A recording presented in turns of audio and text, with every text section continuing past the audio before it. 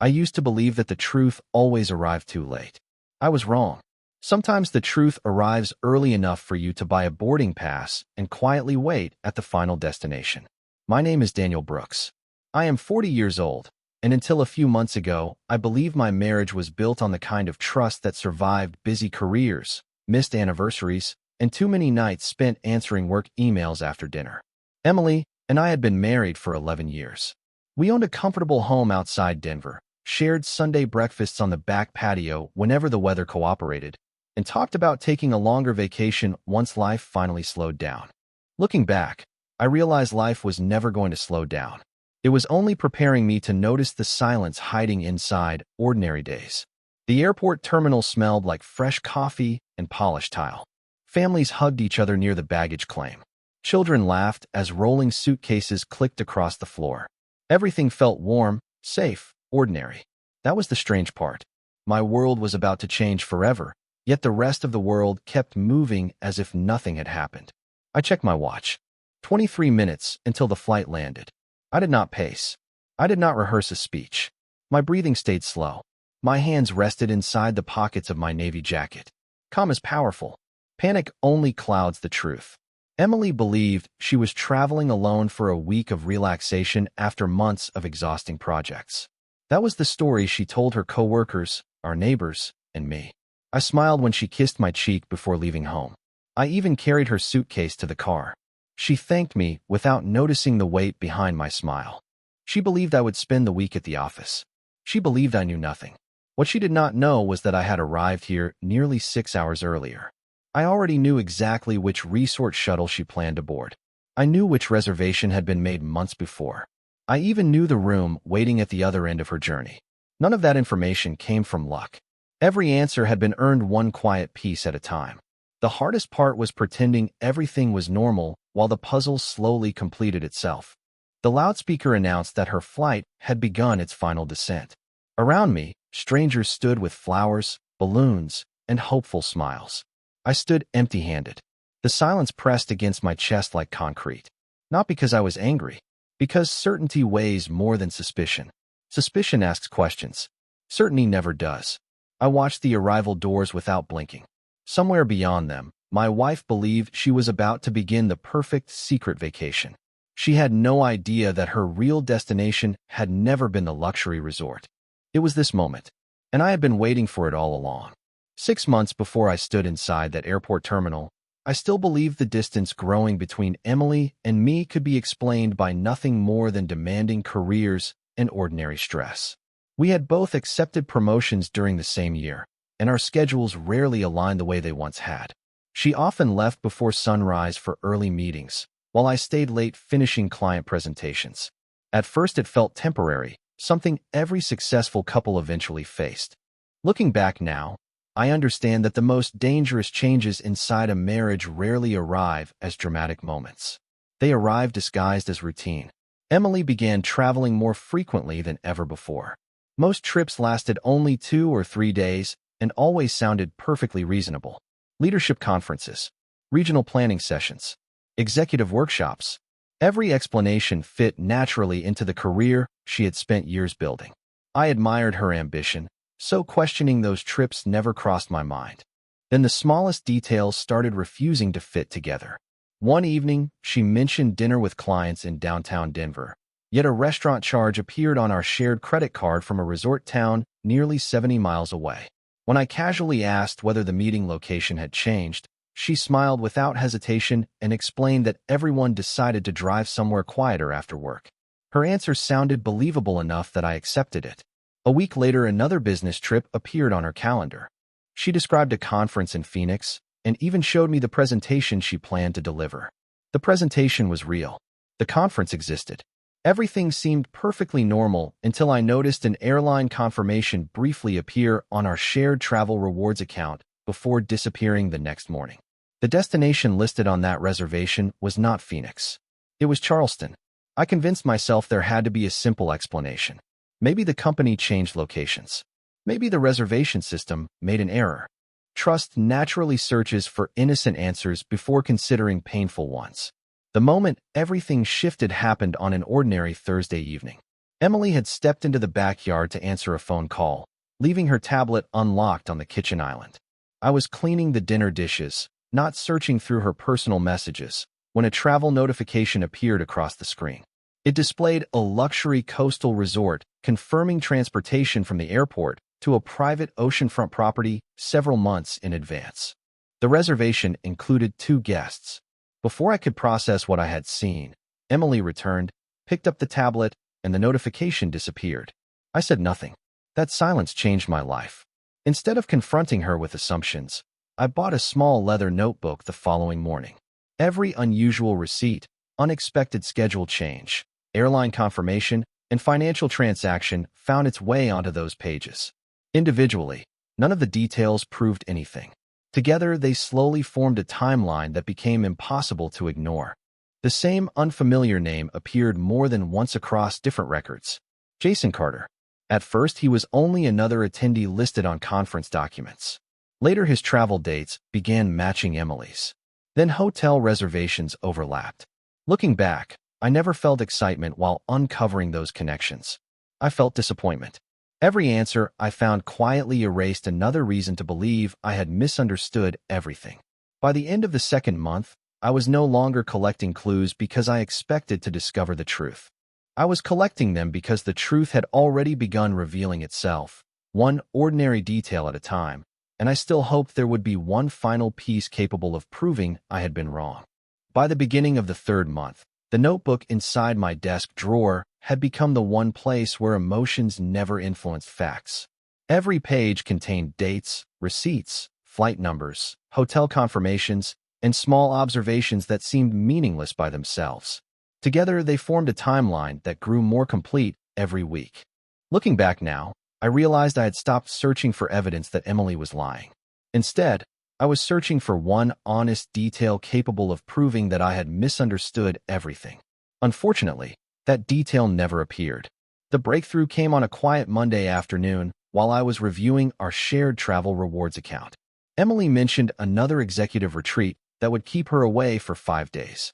She described workshops, networking events, and strategy meetings with enough confidence that anyone would have believed every word.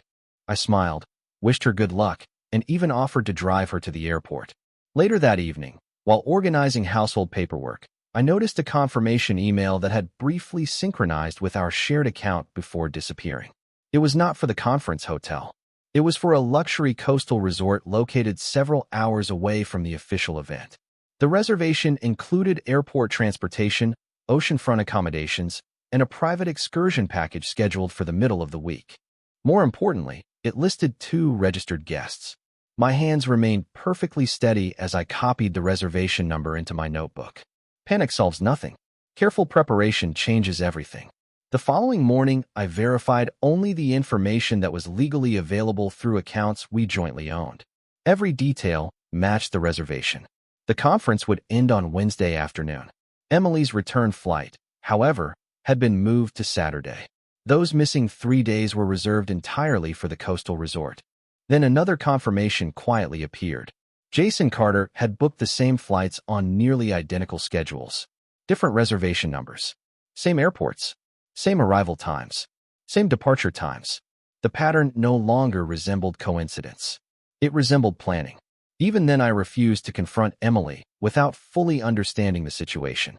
Instead, I scheduled a confidential meeting with an experienced family law attorney recommended by a longtime colleague. She carefully reviewed the financial records I had already organized and advised me to remain calm, protect our shared assets responsibly, and avoid emotional decisions until every important fact had been confirmed. Her advice surprised me because it echoed exactly what I had been telling myself for weeks. Truth never becomes stronger because someone raises their voice. It becomes stronger because every piece fits together without contradiction. Over the next several days, I quietly organized copies of insurance documents, property records, investment statements, and banking information. I also booked my own flight to the same destination using separate travel arrangements that could not be connected to Emily's itinerary. I selected a different hotel near the airport instead of the coastal resort because I wanted complete control over where and when our paths would finally cross. By the time Emily hugged me goodbye on the morning of her departure, Every important decision had already been made. She smiled warmly, thanked me for helping with her suitcase, and promised to call after checking into the conference hotel. I smiled back because arguing would have changed nothing. Some conversations become meaningful only after the truth has nowhere left to hide. As I watched her walk through airport security, I realized I was no longer following my wife to discover where she was going. I already knew exactly where her journey would end. The only question remaining was whether she realized that someone else had arrived at the final destination first. I landed at the coastal airport just after sunrise on the same morning Emily believed I was settling into another ordinary workday back in Denver. Instead of renting a luxury vehicle or rushing toward the resort, I chose the simplest sedan available and drove slowly along the shoreline highway while the ocean reflected the first light of the morning. Looking back now, I realize I was not trying to delay the inevitable. I was making certain that every decision I made came from clarity instead of emotion. I checked into a quiet business hotel less than 10 minutes from the airport rather than the oceanfront resort where Emily planned to spend the next 3 days. That decision mattered because I wanted complete control over my own movements. I unpacked only what I needed, placed the navy folder containing every document inside the room's safe, and reviewed the timeline one final time. According to the reservations I had verified, Emily would spend her first 2 days attending the legitimate executive conference before leaving with Jason for the private vacation that neither of them believed anyone else knew existed. Their shuttle reservation from the airport to the resort had already been confirmed weeks earlier. Every reservation number, flight schedule, and transportation booking matched perfectly. Nothing had been left to chance except one detail neither of them could possibly anticipate. I was already here. The following afternoon, I drove toward the luxury coastal resort without entering the property. A public overlook above the shoreline provided a clear view of the entrance road where arriving guests checked in. Families carried beach bags toward the lobby. Couples admired the ocean. Resort employees greeted visitors with warm smiles. Everything looked exactly like the advertisements promising peaceful escapes and unforgettable memories. Around 3 o'clock, a black shuttle pulled beneath the covered entrance. Emily stepped out first wearing light vacation clothing, sunglasses, and the relaxed smile I had not seen at home in months. Seconds later, Jason Carter exited the vehicle carrying both pieces of luggage. They exchanged a brief conversation before walking together through the lobby doors. They looked comfortable, familiar, completely convinced they had left every responsibility behind. I remained where I was, watching only long enough to confirm what I already knew. There was no satisfaction in that moment, only certainty. After they disappeared inside, I returned to my car and drove away without following them. I had no interest in creating a dramatic confrontation while emotions still controlled the situation. Real truth does not require an audience. It requires timing. That evening, I reviewed the resort activity schedule available through its public website. Their private island excursion would end late Friday afternoon, followed by shuttle transportation directly back to the airport for departing guests. Emily and Jason had booked seats on that final shuttle before boarding separate flights home the following morning. The realization settled over me quietly. They believed the resort marked the end of their secret journey. They were wrong. The airport was the final destination. That was where every carefully hidden decision would finally meet the one person they never expected to see waiting for them. As I closed the folder and looked out across the dark ocean beyond my hotel window, I understood that the next time Emily saw me, there would be no unanswered questions left between us. Friday afternoon arrived with perfect weather. Clear blue skies stretched endlessly above the coastline, and a gentle ocean breeze carried the sound of distant waves toward the resort entrance. Guests smiled as they loaded luggage into shuttle buses, exchanging vacation stories before returning to ordinary life. Looking back now, I realized how strange it felt to watch so many happy endings unfolding around me, while knowing mine would begin with the hardest conversation of my life. I reached the airport nearly 2 hours before the resort shuttle was scheduled to arrive. Instead of standing near the entrance, I chose a quiet seat across from the baggage claim where I could see every arriving passenger without immediately being noticed. The navy folder rested beside me exactly where it had remained throughout the entire journey. I opened it only once, not because I needed to review the documents again, but because I wanted to remind myself that every conclusion inside those pages had been built on facts instead of assumptions. Flight confirmations, hotel reservations, transportation records, financial statements. Every piece fit together without contradiction. Closing the folder felt like closing the investigation itself. There was nothing left to discover. Only the truth remained. The airport gradually became busier as afternoon flights began arriving from across the country. Families reunited with warm embraces. Business travelers hurried toward rental car counters. Vacationers laughed while comparing photographs from their trips. Their ordinary happiness somehow made my own situation feel even quieter. Pain rarely announces itself to strangers. It simply waits beside them while the rest of the world continues moving. At exactly 4:20 in the afternoon, the resort shuttle appeared through the terminal windows and slowly pulled toward the passenger drop-off area. My heartbeat remained steady as travelers stepped onto the sidewalk one after another. Then I saw Emily. She wore a light cream sweater over casual vacation clothes, carrying the same small suitcase I had helped her pack only days earlier. Her expression looked peaceful, almost refreshed. Jason walked beside her pulling his own luggage while discussing something that made both of them smile politely. They looked like two travelers returning from an ordinary vacation, completely unaware that their carefully separated worlds were about to collide. I stood only after they entered the terminal. Emily noticed me first. Her smile disappeared instantly. She stopped walking so abruptly that Jason took another step before realizing she was no longer beside him. When he followed her gaze and recognized me standing several yards away, the confidence on his face dissolved into stunned silence. Neither of them spoke. Neither of them moved. The noise of the airport seemed to fade behind the heavy stillness settling between us. I walked toward them at an unhurried pace, stopping only a few feet away. My voice remained calm. "Hello, Emily." She struggled to answer before quietly whispering my name.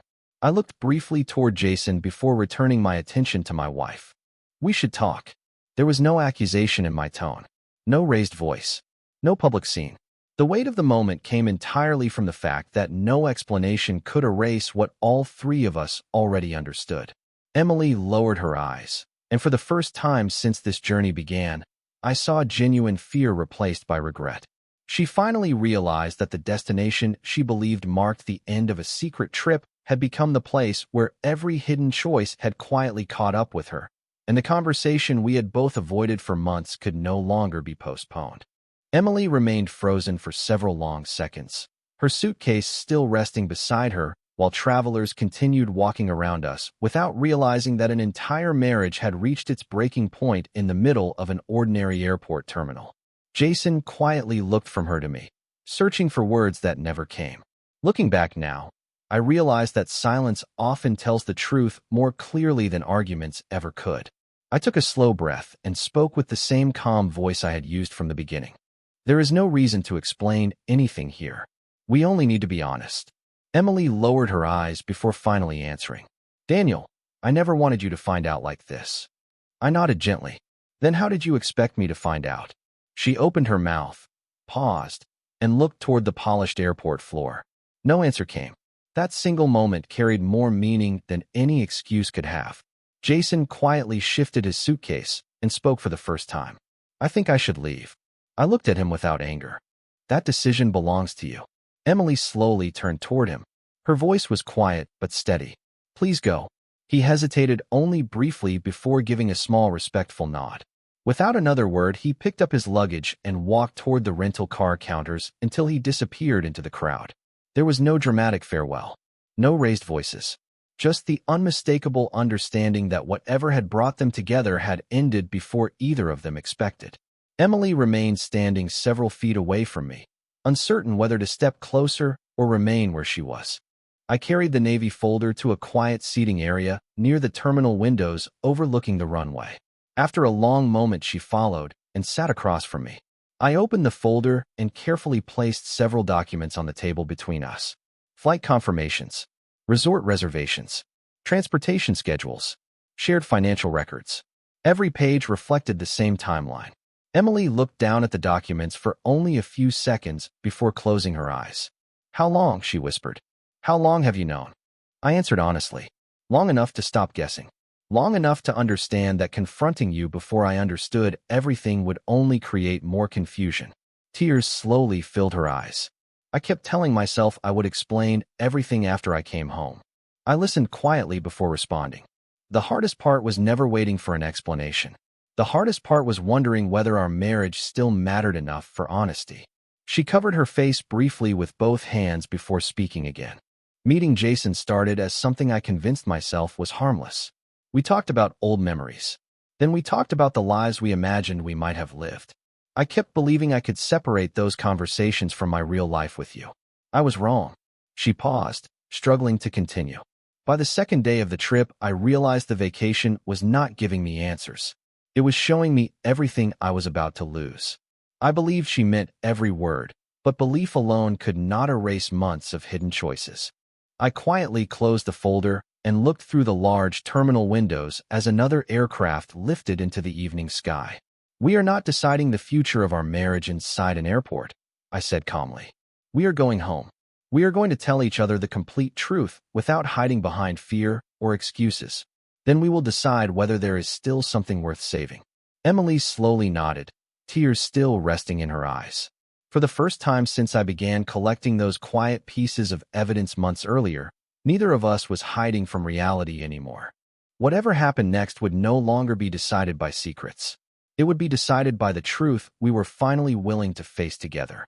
The flight home felt much longer than the 3 hours printed on our boarding passes. Emily sat beside the window for nearly the entire trip, quietly watching the clouds drift beneath us while I looked forward without saying much. Neither of us expected the silence to solve anything. Looking back now, I realized that silence had already damaged our marriage once.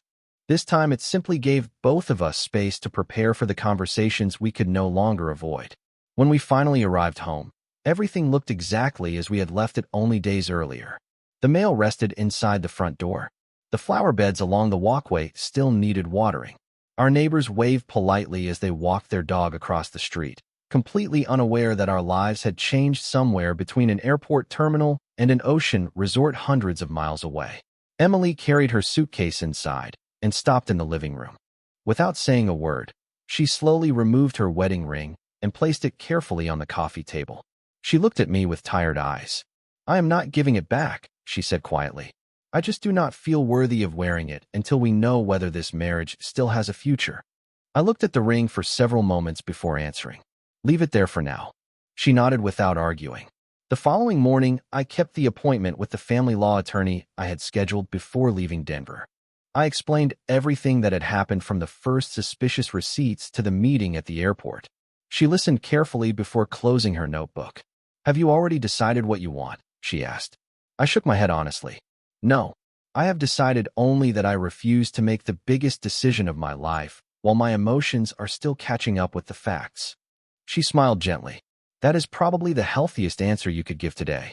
She advised me to continue protecting our financial interests responsibly, avoid rushed legal decisions, and give myself enough time to determine whether Emily's future actions matched her recent words.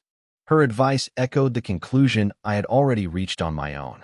Returning home that afternoon, I found Emily sitting alone on the back patio where we used to drink coffee together every Sunday morning. She stood as I approached, but remained several feet away, respecting the distance she understood she had created. "How did the meeting go?" she asked softly. "The attorney told me not to rush," I replied. Emily lowered her head. "I would have told you the same thing if our places had been reversed." There was no attempt to defend herself, no effort to minimize what had happened.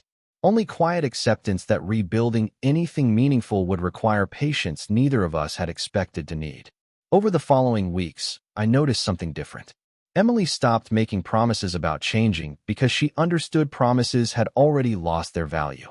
Instead, she focused entirely on consistent actions. She shared every travel itinerary before I asked. She left her phone on the kitchen counter without locking it away. She answered every difficult question directly, even when the answer embarrassed her. More importantly, she never asked how long it would take before I trusted her again. She understood that trust could not be negotiated. It had to be earned one ordinary day at a time. As autumn slowly replaced summer outside our windows, I realized our marriage was no longer being measured by the mistake that nearly destroyed it. It was being measured by what both of us chose to do after the truth had finally become impossible to ignore. Winter arrived quietly, bringing shorter days and colder mornings. But for the first time in months, I no longer measured time by flights, hotel reservations, or hidden conversations. I measured it by ordinary moments that slowly began returning to our home. Looking back now, I realized that rebuilding trust was never about creating one unforgettable gesture. It was about hundreds of small decisions repeated consistently until they became impossible to ignore. Emily suggested that we begin meeting with a licensed marriage counselor, not because she believed a therapist could erase the past, but because she understood that neither of us should carry every difficult conversation alone. I agreed, although I walked into our first appointment with more uncertainty than hope. The counselor welcomed us into a quiet office with comfortable chairs, warm lighting, and shelves filled with books about relationships and communication. She asked only one question during the first session. "What do each of you want from the future?" Emily answered before I did. "I want the opportunity to become someone my husband can respect again, even if forgiveness takes years." There was no dramatic speech, no attempt to justify her choices, and no expectation that a single apology would repair everything. When it became my turn, I remained silent for several seconds before answering honestly. "I want to know whether trust can be rebuilt through actions instead of promises." The counselor smiled gently and wrote only a few words on her notebook. "Then neither of you should focus on yesterday. Focus on what each new day allows you to prove." That advice stayed with us long after every session ended. Emily continued living with complete transparency. Every business trip became optional until we discussed it together. Every schedule change was shared immediately. Financial accounts remained completely open. She never became defensive when difficult memories returned unexpectedly. Some evenings I would remember the airport terminal or the resort reservation, and the silence between us would become heavy again. Instead of pretending those memories no longer existed, Emily would quietly sit beside me and answer every question I still carried without frustration or impatience. One evening, several months after everything had happened, her phone vibrated while we were preparing dinner together. She glanced at the screen, immediately handed the phone to me, and said, "I think you should see this first." The message came from Jason. It contained nothing more than a brief apology and a statement that he would never contact her again after realizing the damage their decisions had caused. Emily did not answer. Instead, she blocked the number while I watched, then quietly placed the phone back on the kitchen counter. She was not trying to impress me. She was showing me that protecting our marriage had finally become more important than protecting uncomfortable conversations. That single moment did not erase the past, but it demonstrated something I had not seen for a very long time. Her priorities had changed completely. As the months continued passing, I found myself smiling without forcing it.